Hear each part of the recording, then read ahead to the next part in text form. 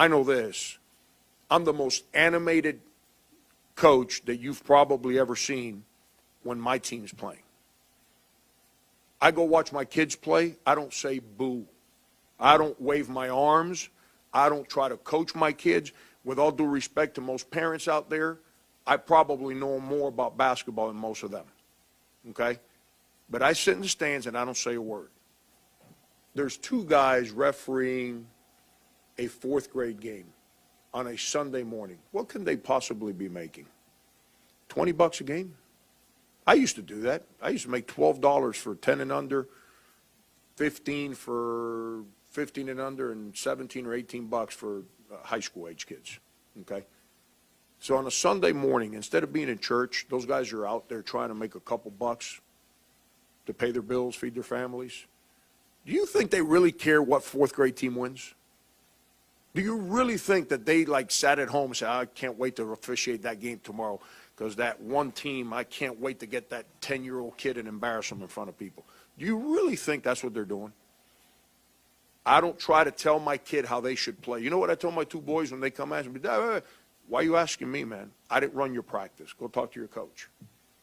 But don't talk about your coach in front of me, man. Because if you are, then you're not playing basketball.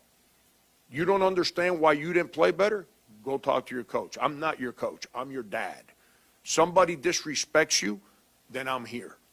If you fail, good. Deal with it. I'm going to help you get up. But don't come talk to me about coaching. I do this for a living, man. I'm not going to criticize a guy that's trying to help you. And then the other part. So that's the officials. Do you think those coaches coaching fourth grade kids are making any money? So there's someone that's giving of their personal time on a Sunday for free to help other people's children, yet we're going to have the adults in the stands yelling obscenities at the officials, criticizing every decision the coach makes, yelling at the kids like the kids, they're 10 years old, man.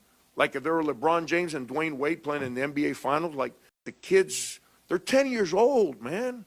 Like if they were LeBron James and Dwayne Wade playing in the NBA Finals, like they know how to handle their coach over here and their parent over here yelling at them. Then we wonder why kids get confused, man, why kids rebel, why kids don't know how to listen. How can you listen when you got so many voices in your head at the same time? You know what life teaches you? Shut things off.